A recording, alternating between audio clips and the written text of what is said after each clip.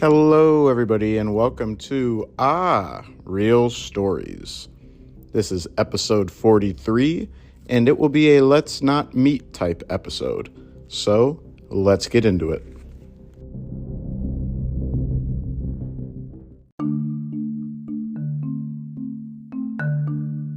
This happened in 2008 when I was 9 years old. I lived in a townhome community where each road had two sides of homes. In between the backs of the houses, there was a back road with alleyways that went in between each building section. I lived on the edge of one of these, and my townhome was on one of the alleyways. I lived on one street, and across the back road on the opposite side lived an elderly woman whose name I don't even know. I am not sure what her situation was, but for whatever reason, she never liked me specifically. She was creepy and spray painted all of her windows so no one could see inside of her house. However, that never stopped her from sometimes staring out her bedroom window directly at mine and keeping it open at night to shine a red strobe light into my room across the way. She used to yell how she hated us.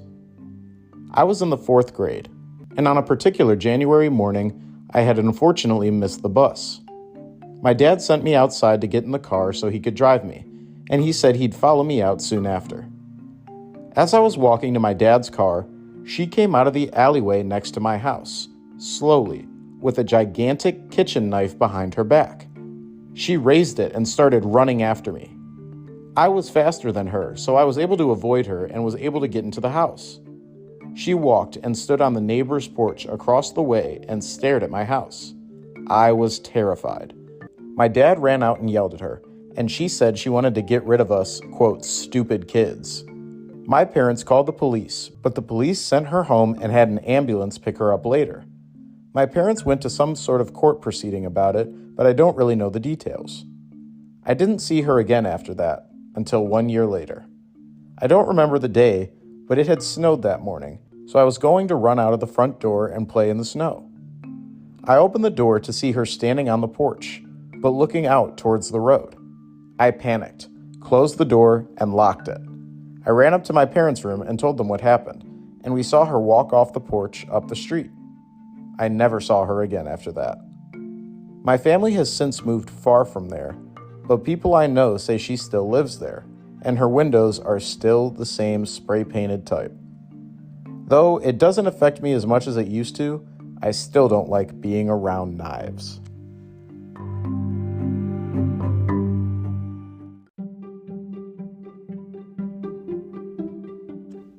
Yikes. This one hits a little close to home for me because when I was a kid, I am not making this up.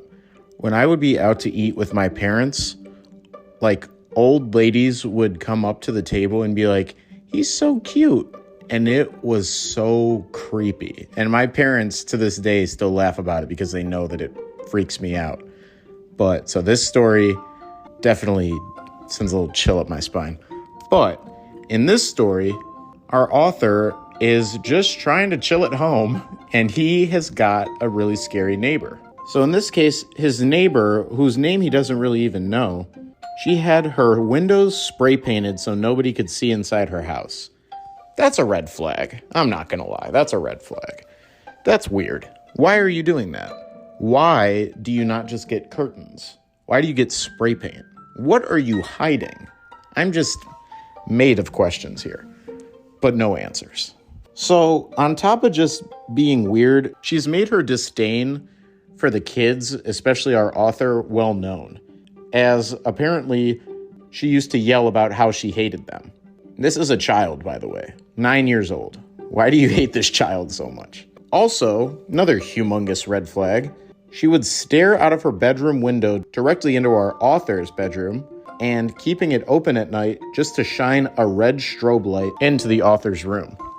So that is just rude. First of all, you're shining a bright light into somebody's bedroom. That's harassment because you're not letting them sleep. You're just being a bother for no reason. So I don't know what happened or who hurt this old lady, but man, what a weirdo. So This behavior escalates, as it often does with people who do really weird things. They don't just stop doing weird things. They often do weirder things. So, one morning, our author had missed his bus and is trying to get a ride from his dad to school. He goes out to wait by the car, and this psychotic old lady neighbor comes out with a gigantic kitchen knife behind her back and then starts running after our author, who is 9 years old. So that's absolutely insane. So the kid runs back inside. Luckily, he makes it and does not get stabbed by this psychotic old lady. And then his dad goes out there and yells at her, which is also pretty brave of him to go yell at somebody with a big weapon. I would maybe just call the cops at that point if I was his dad, but, to each their own. Also, when the dad yelled at her, she was saying that she wanted to get rid of those stupid kids. That is a big threat. So the police end up showing up and they send her home, and an ambulance comes and picks her up later. So I don't know what was going on, but I think it's very, very possible that some mental health issues were going on with this lady, because this behavior is extreme and very erratic. So it is possible that she was suffering from some sort of psychoses, and it's possible that she didn't take medication and that's why the ambulance came and got her. I really don't know, but very, very weird situation, very scary situation. Our author then doesn't see this lady for a year. And then when he does, he goes out to play in the snow as normal kids do in 4th grade. And he opened the door to see the creepy old lady on the porch looking out towards the road. So he panics, closes the door, and runs away and runs up to his parents. After that, they saw her walk off her porch up the street and never saw her again. So another ominous conclusion, which I don't like ominous conclusions. I need clarity. I need resolution at the end of these stories. Definitely a very weird situation. These mental health conditions are not people's fault, but they are their responsibility to deal with. And that's not just a BetterHelp ad, but it's really important for people to take the necessary steps and take care of themselves. Luckily, she wasn't seen again, so luckily there is a bit of resolution, but not knowing what happened to that lady is weird.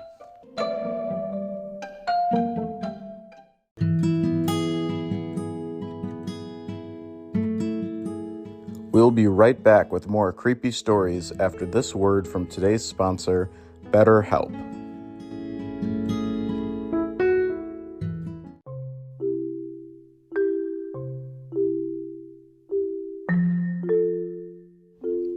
Hey guys, so I want to talk to you guys about BetterHelp, but first I want to talk about mental health and why I think it's so important. Because for years, I was living with really bad anxiety that really affected me in a lot of ways. I didn't want to go out. I didn't want to be around big groups of people. And I was always just nervous and kind of paranoid and thinking the worst about things. However, when I decided and was finally able to talk to somebody about it and got the help, and in my case, maybe got on some medication, it was able to help me exponentially. And I wish I had done it sooner. So I would say all that to say, if you're thinking about giving therapy a chance, I strongly recommend BetterHelp. BetterHelp has licensed therapists who are trained to listen and to help you. And you can talk to them in an online environment at your convenience. No awkward waiting room stuff. There is a broad range of expertise in BetterHelp's network of 20,000 therapists that give you access to help that may not be available in your area. And all you have to do is fill out a quick questionnaire to help assess your specific needs, and then you can get matched with a therapist in as little as 48 hours. And then you can go on and schedule video or phone sessions, and you can exchange unlimited messages with your therapist. Also, if you're not feeling your therapist, you can request a new one at no additional charge anytime. So join the 3 million plus people who have taken charge of their mental health with an experienced BetterHelp therapist. Get 10% off your first month at betterhelp.com/realstories. That's betterhelp.com/realstories. All one word. There's no time like the present to get your mental health in order, especially if you've been struggling. Reach out and get help.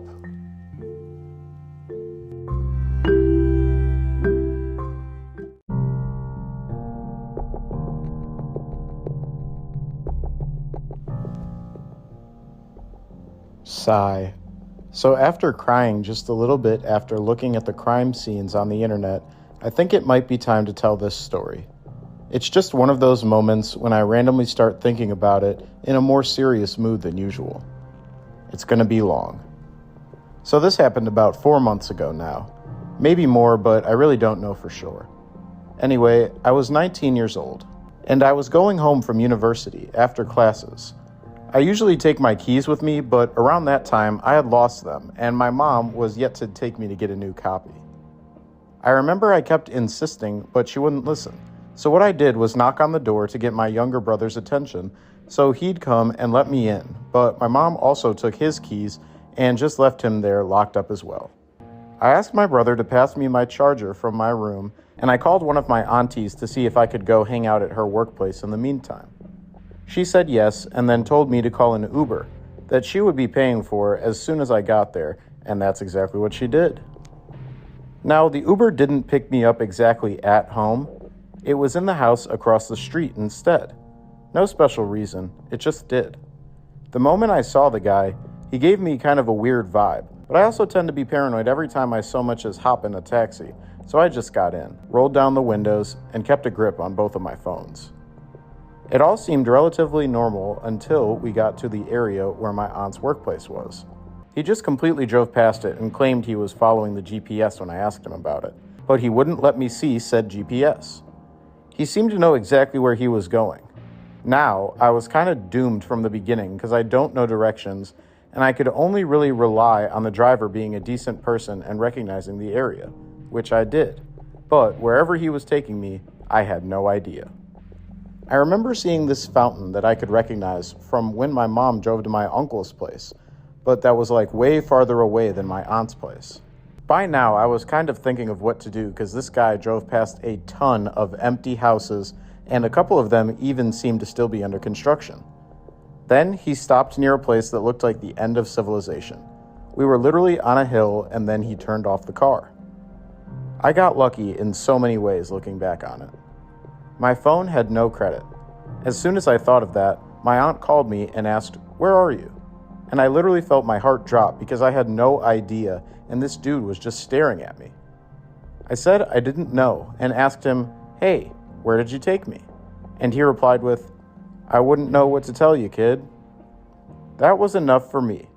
I grabbed my backpack and opened the door real quick with a loud, "That's fine, I'll see myself out," and hauled ass like I have not done in a very long time.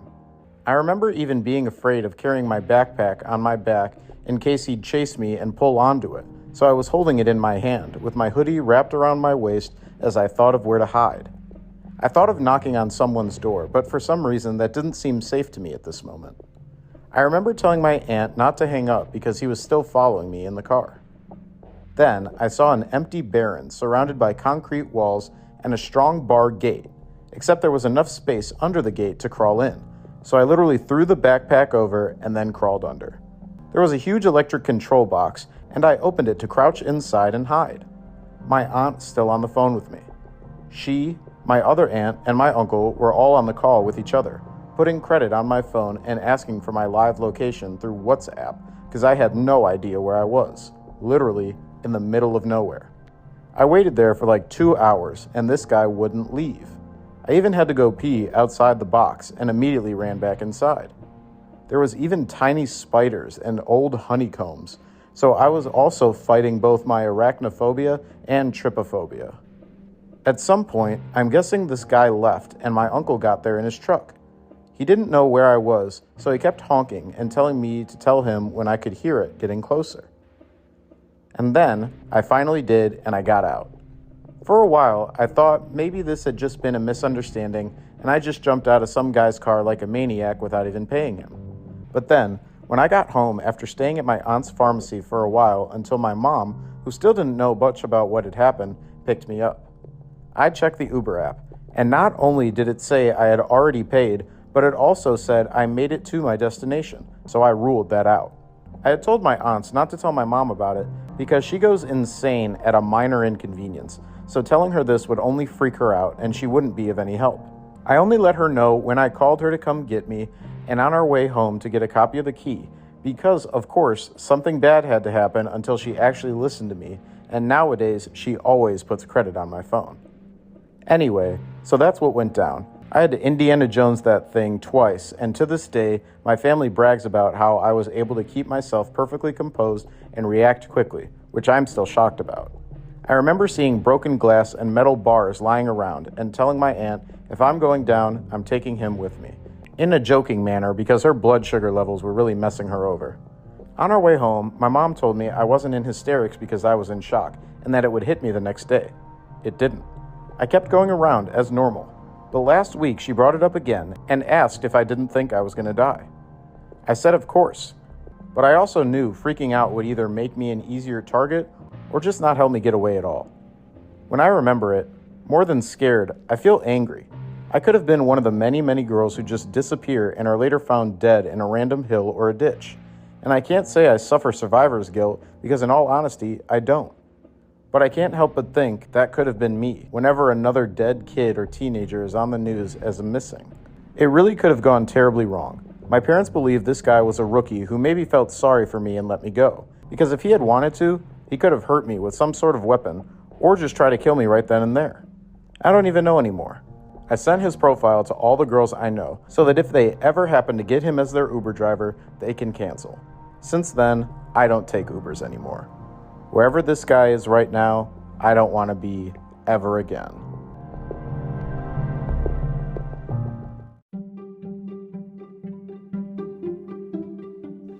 Yikes, another Uber story. You know, I've taken my fair share of Ubers, and granted, they've all gone relatively smoothly, but it's really a test in your faith in humanity when you do that. Because even though these rideshare apps have taken certain steps in recent memory to ensure that things go safely, they're relying on their drivers to not be bad people. Because when you're getting into somebody's car, you're taking that risk. Because you would hope that, the risk would be minimal and that they'll just take you to your destination and that'll be that. But at the end of the day, you don't really know who you're getting in the car with. You see a picture and maybe they have some ratings, but you never really know until you're in the car with them. So it's really, really scary that stuff like this can happen. But I will say that they have taken steps to make sure that these things go smoothly.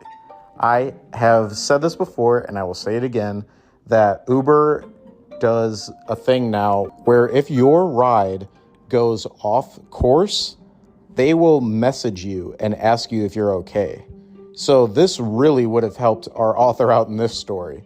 Because if they go off the path and they text you, are you okay, and you don't respond, I believe that they notify authorities. I could be mistaken, but I am like 99% sure that I've heard that. So they've definitely had to take steps, but they've had to take those steps because of situations like this, where some freak is trying to do who knows what to this poor girl who's just trying to get to her destination. And it's unfortunate because when you get in the car, it's also a power dynamic too, because you're not driving, obviously, they are. So you have a little bit of control. Granted, she was able to get out of the car, but it's really scary to know that these type of people are out there. And you hope that they're on the fringes, but I don't know sometimes. We've had quite a few Uber stories, so I'm hoping that they are from before they took more safety precautions. But so in this story, our Uber driver picks up our author, and instead of taking her to her destination, he kind of drives her out into the middle of nowhere like a serial killer would. And at one point, our author is on the phone, and her aunt, who has now been expecting her, is like, yo, where are you at? And she's like, I don't even know. That's so scary, because not only are you in a bad situation, but you're in a very unfamiliar place, especially if you're out in the middle of nowhere. There's less witnesses. It's just a lot sketchier. But luckily, our author was very quick on her feet, and she grabbed her stuff and got right out of there and found a place to hide. Now, while she was hiding, that Uber stayed around for a little bit. So we really don't know what he had planned for her, but it doesn't sound like it was anything good. Why else would you take somebody so far away from their destination when that's your only job? We can only assume malicious intent was coming. But so our author ends up hiding in a big electrical box, which, I mean, you got to do what you got to do in these situations. If that works and you fit in there without getting electrocuted, more power to you.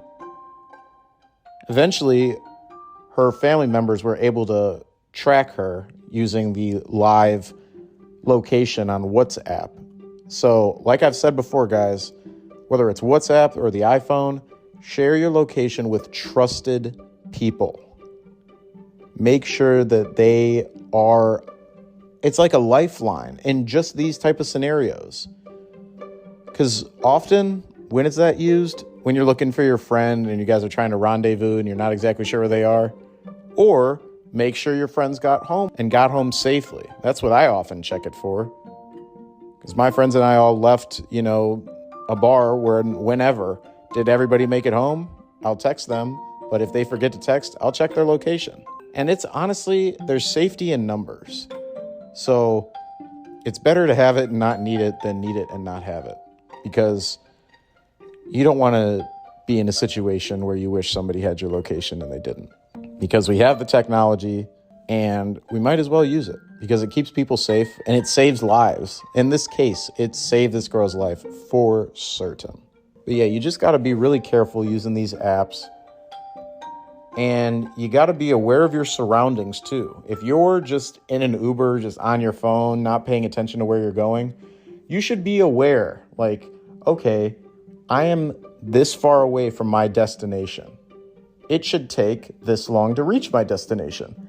And if not, if you start seeing weird turns, unfamiliar vibes where you know that you're not supposed to be, definitely question that and definitely act on that, because weird people stay alive. That's what they always say in all these true crime shows, that the weird people who act up and save themselves, they stay alive. If you just don't say anything because you were too nervous to say anything and you're just like, well, maybe it'll work out. I don't know. I should just trust them because they're a driver. No, you got to look out for you first. So definitely a very scary situation, but hopefully this is the type of story that inspired a change in Uber. And hopefully this happens much less frequently.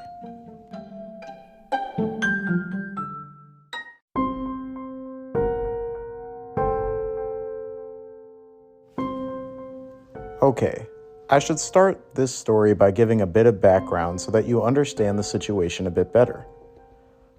I'm a 4'9", 16-year-old girl at the time. I had two big dogs who were brothers from the same litter. Now, being boxers, they were relatively big and quite protective when they need to be. Vince was longer, much taller than his brother, and is usually the kind to sleep through a hurricane if we had one. His brother, Maury, was shorter but more muscled, stronger. Usually, these two were with me 24/7, as my mother used to work a lot and I was usually home alone most of the day, sometimes even until after dark. This never really bothered me. I'd been left home a lot like this since I was 11.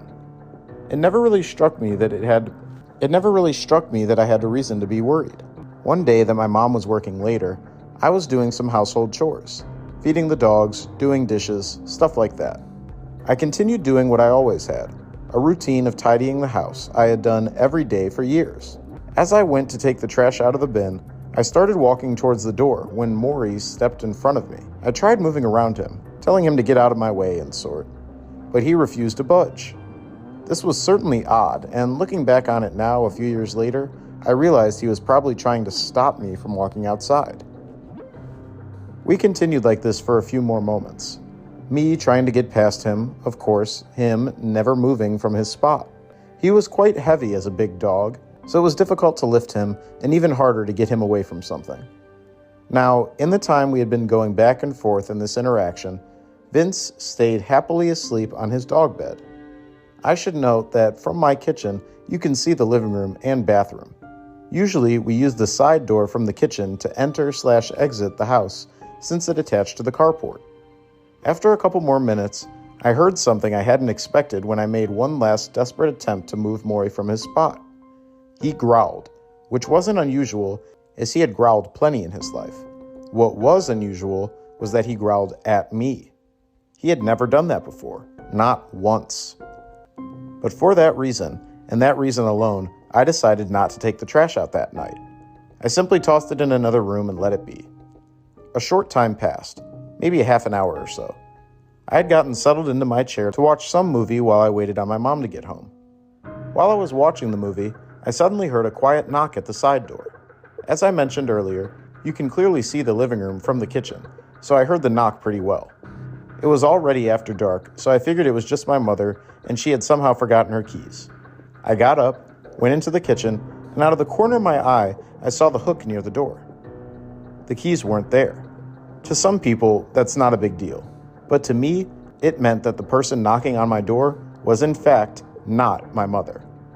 My mom is a bit of a routine-obsessed person, so if she actually had forgotten her keys, they would always be on the hook. I took a breath, preparing myself to not just answer the door, but tell them that I wasn't interested in whatever was happening and that they should leave. Thinking about it now, I really wish I hadn't even looked out of the window on the door.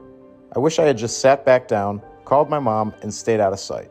But of course, I walked in front of the door and immediately came face to face with a figure on the other side of the window. Now it was really dark, with just my neighbor's light shining from his porch, so I could only make out a couple of things on this guy. He was tall. I had to peer up at him through the window to look at his face. He had long hair that looked like a shadow over his shoulders in the dim light, but the only facial feature I could really see were his eyes. God, I wish I hadn't seen them. I could see the spark of interest flare in them as he perked up when he saw me. They were wide and staring down at me. He took a step towards my door, stepping on the first of 2 steps. I heard him say something along the lines of, "My car broke down nearby. Could I come in and use your phone?" I immediately thought of every bad thing that I had ever heard of happening to a teenager home alone, and I tried to compose my nerves. I'm not sure what it was, but something told me not to trust this man standing on the other side of my door. I shouted back a quick no and an apology, hoping he was telling the truth and would just simply go to the next house. But he didn't. Instead, he simply said it again, quite a bit louder. I thought for a quick moment he hadn't heard me, but then again, I know now that he most likely had. So I instead became a bit more confident. "I'm sorry, I can't help you. Go to the next house," I shouted louder. For a moment, he paused, as if contemplating what to do. Then he knocked again, louder than the first time I had heard. My heart rate increased as I stared at him. When I didn't react, he started to loudly bang against my door. I took a step back, praying to whatever god that he would either leave or that my mom would be home early. I was usually a quiet girl, but my mom was a badass redneck with a raptor knife. She could take him. He started to bang on the glass after a moment, my mind racing 1,000 miles an hour. Should I hide? Run? My phone was in the other room and I was scared to take my eyes off this guy. I was sure he would break through the glass. The banging was vibrating my eardrums, and apparently it was vibrating Maury's too. I saw him creeping up past the doorway, bending his head, teeth bared. He started to bark, loudly. The guy stopped a moment, trying to see into the window at the floor where Maury stood. When he stopped barking, the guy mistakenly tried to jiggle the door handle. Now that's when Vince woke up. I swear to God, for a dog that was dead asleep 5 seconds prior, I'd never seen him move that fast. Ever. In only 2 seconds, Vince had his paws up on the door, growling like a hellhound at the devil's side at this man outside my home. The guy jumped, fell back, and bolted. I heard him say something as he started to run and saw another shadow. My mom came home shortly after I had sprinted across my carport to my neighbor's. We called the police after I explained what had happened, and my neighbor had dragged his shotgun out before they even got there. He had insisted on looking for the guy. The police had said someone tried to pick the lock on my front door, but there was a lot of stuff in front of it, and it was really old, so it didn't open anymore. I went to bed that night, uneasy, and so very thankful I had 2 dogs who were not only strong and big, but ones that were vigilant, and one that could practically kill you if you let him. A few weeks went by, and we hadn't heard from the cops, so eventually I stopped trying to think about it. Another month went by, and although I was a bit scared of being home alone, nothing else seemed to happen. Then we got another visit from the cops. What they told me made my heart sink into my chest and still gives me chills to this day. They had caught the guys and realized that they were stalking me. Yes, guys, plural. There were 2 guys that had apparently been stalking me without my knowledge for months. They had several photos of me with words that they had written over them. Awful words. The police had been fairly adamant that I change my locks, since they caught 2 guys and there was evidence of a third. We moved shortly after that. I still pass by that house sometimes when I go to visit friends or do stuff around the area. A chill runs down my spine every time I do. To think that they never caught one of the guys was scary enough. The fact that they tried to break into my house was worse, not to mention that I hadn't even known that they were watching me. I still think about it now a few years later. I dread what would have happened to me if my dogs weren't there, and I dread even worse what they would have planned to do if they had opened the door and successfully broken in. I suppose they weren't expecting my dogs since our backyard is fenced in, and they mostly stayed indoors since it was so hot where I lived. I thank the universe every day that I had them, especially now. My mom never worked until after dark again after that, which in all honesty was fine with me. So to the man they still haven't caught yet, let's not meet.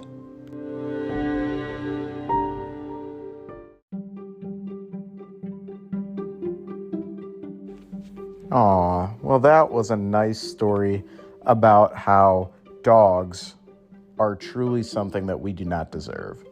I love dogs. Shout out to Maya if you're listening. So in this story, our author, who was 16 at the time, I just want to point that out, is just trying to chill at home and wait for her mom to get home and watching a movie. Now, she is not alone, however, because she has 2 wonderful boxers, one named Maury and the other named Vince. So at one point, she starts hearing weird noises, and she's thinking about going to take the trash out. However, her dog Maury will not let her go and take the trash out, and she could not figure out why. This is unlike him, but he is very big and hard to move, so when he gets in her way and blocks her from going outside with the trash, she can't move him. And that ends up being a life-saving move by Maury because it's very, very possible that these men were outside waiting for her and stalking her at that very moment. So Maury already 1 for 1. Later that night, she is watching a movie and starts hearing noises again outside. And at one point, hears a knock on the door. Unfortunately, there's a big window in the door, and you can kind of see into the house from that. And she goes over to see if it's her mom who gets home, but it is not, because if it is, she would have just came in and her keys would have been on the key hook, but her keys were not there.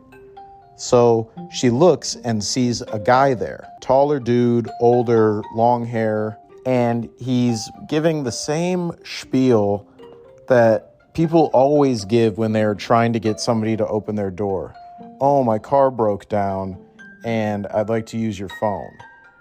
Now, one of my inherent problems with these creepy dudes is that it's like you are ruining the hypothetical possibility of people trying to seek assistance because their car broke down. Like, that has such a negative connotation behind it now. And it's like, what if people actually needed help because their car broke down? Now people aren't going to be as trusting because so many people have used this as a line to just try and get people to open their doors. It's so creepy.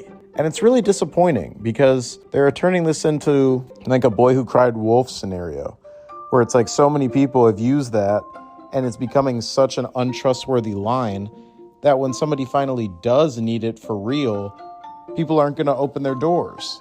So it's really unfortunate.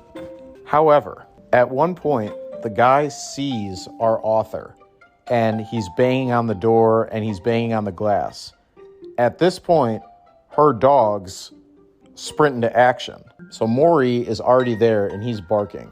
But then Big Vince, the big sleeper, comes out from his nap and goes right up to the door and starts barking and being really intimidating, which causes the would-be intruder to book it and run away.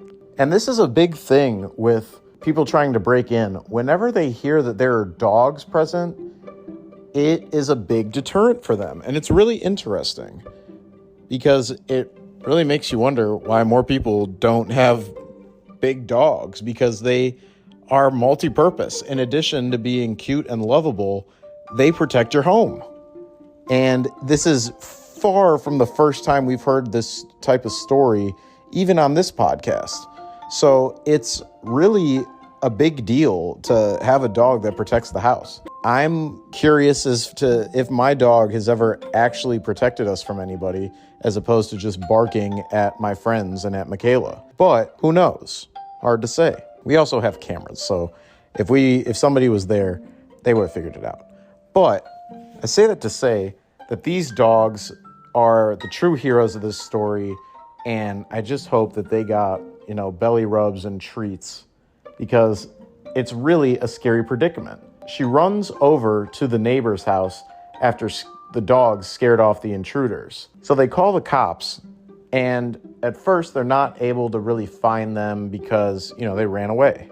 They get another visit from the cops at a later date, and they found 2 of the 3 guys.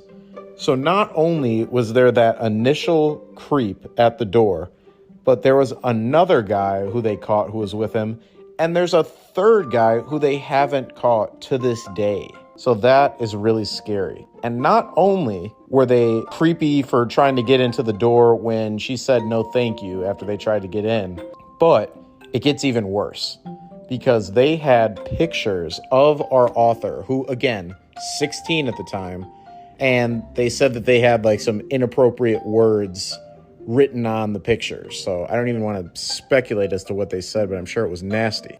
So a really, really scary predicament. And the fact that they didn't catch the 3rd guy is very concerning. But I'm sure that, Maury and Vince will be there to protect our author if she ever has any more creepy encounters. So shout out to Maury and Vince. Great, great dogs.